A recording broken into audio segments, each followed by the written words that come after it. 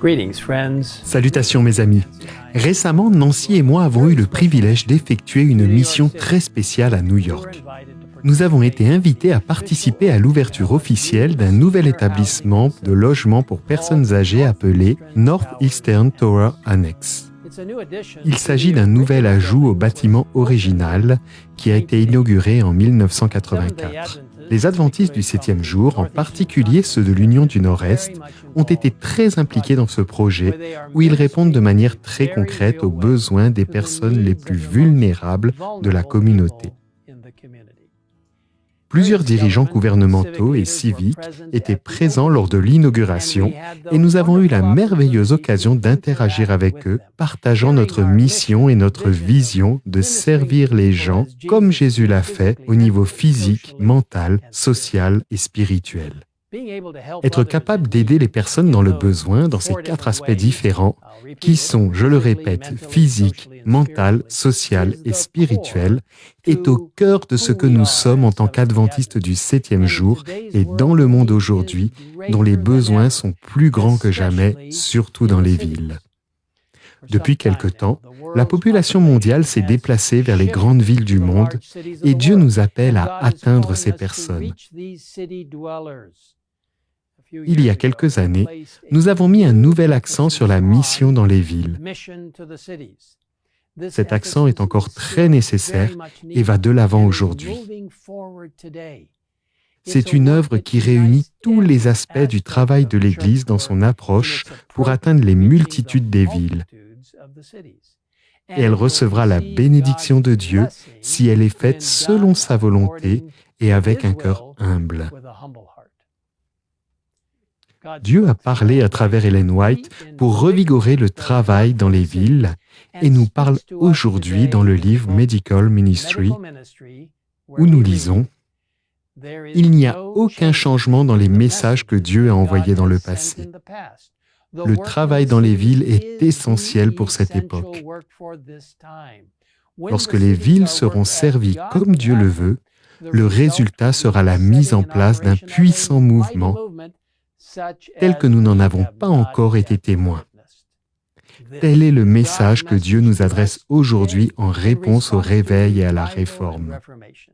Nous devons être préparés individuellement et collectivement par le Saint-Esprit dans notre humble soumission à la volonté de Dieu alors que le monde qui nous entoure s'effrite et se désintègre. Je crois que Jésus reviendra bientôt. Les signes qui nous entourent sont menaçants et Dieu nous appelle à être ravivés et réformés par son Esprit afin que nous puissions accroître notre travail dans les villes selon son plan. Lorsque cela sera fait, il nous est promis que nous verrons un puissant mouvement tel que nous n'en avons pas encore été témoins. Prions pour que la pluie de l'arrière-saison tombe en abondance alors que nous accomplissons la mission dans les villes.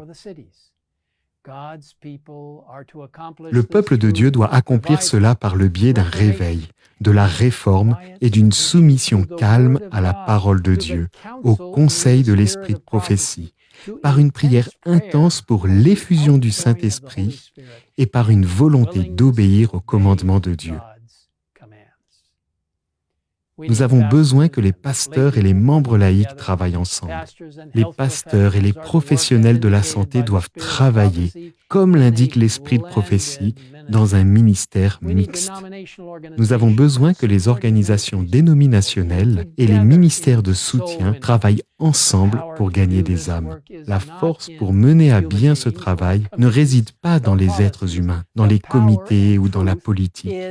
La force et la vérité résident dans la parole de Dieu, l'esprit de prophétie, la prière sincère et la puissance du Saint-Esprit. Notre message biblique nous unira en tant que famille mondiale et nous empêchera de nous isoler dans la société et les uns des autres. Notre message aux villes du monde est qu'une autre ville arrive, la Nouvelle Jérusalem, une ville de sécurité, d'espoir et de refuge avec Dieu en son centre. Lorsque Jésus était sur terre, il a pleuré sur la vieille ville de Jérusalem. Lors de son entrée triomphale, il est arrivé à un point surplombant la ville et il s'est arrêté. Jérusalem était là, dans toute sa gloire. Reflétant la lumière du soleil couchant, le marbre blanc pur des murs du temple et les piliers couverts d'or offraient un spectacle éblouissant.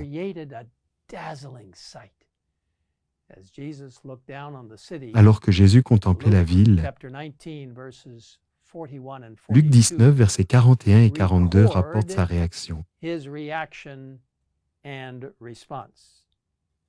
Quand il approcha de la ville et qu'il la vit, Jésus pleura sur elle et dit, « Si seulement tu avais toi aussi reconnu aujourd'hui ce qui peut te donner la paix. Mais maintenant cela est caché à tes yeux. » Jésus pleurait pour la ville, pour les habitants de la ville. Il connaissait le rejet de sa mission et les terribles résultats qui en découleraient bientôt. Il a pleuré pour les habitants de la ville avec une tristesse indicible, à cause de leur manque de réceptivité à son amour, son salut et sa parole. Pleure-t-on avec Jésus pour les villes et les gens de ce monde? Regarde-t-on les villes proches de nous avec un amour indicible, comme Jésus l'a fait? S'il y a jamais eu un moment pour pleurer avec Jésus pour les villes et les gens de ce monde, c'est maintenant. Rappelons-nous que l'esprit de prophétie nous dit, lorsque les villes seront servies comme Dieu le veut, le résultat sera la mise en place d'un puissant mouvement, tel que nous n'en avons pas encore été témoins. J'ai pleinement confiance que Dieu accomplira sa promesse si nous lui soumettons humblement nos plans et suivons ses instructions dans la Bible et l'esprit de prophétie. Demandons sincèrement au Saint-Esprit dans la prière la force nécessaire à l'accomplissement de la tâche qui nous est confiée. Quel jour ce sera lorsque Jésus reviendra et que nous nous joindrons à ceux qui ont été sauvés dans les grandes villes et les zones rurales pour monter avec le Seigneur vers nos maisons pour l'éternité. Consacrons-nous au plan de Dieu pour atteindre le plus grand nombre possible de personnes pour lui. Je vous invite à prier avec moi en ce moment. Père Céleste, nous te demandons de t'approcher de nous alors que nous réfléchissons aux immenses zones métropolitaines de ce monde, aux villes qui sont proches de nous. Peut-être même que beaucoup de nos membres vivent dans ces villes. Seigneur, aide-nous à nous rappeler que c'est pour les habitants de la ville de Jérusalem que Jésus a pleuré et qu'il pleure pour les habitants des villes du monde entier. Aide-nous à présenter aux gens celui qui peut apporter la joie, l'espoir et l'épanouissement dans cette vie, ainsi que la vie éternelle.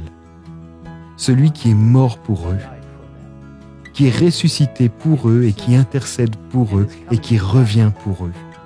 Seigneur, sois avec tous ceux qui travaillent dans les grandes villes de ce monde. Et oui, même dans les zones rurales. Mais les villes sont là où tant de gens sont si loin de toi. Seigneur, bénis les membres de nos églises, les travailleurs de notre église, ainsi que ceux qui travaillent pour amener les gens à Jésus, pour leur apporter le message des 3 anges et pour leur dire que Jésus revient bientôt. Merci Seigneur de nous permettre de faire partie de ce grand ministère. Nous te le demandons au nom de Jésus. Amen.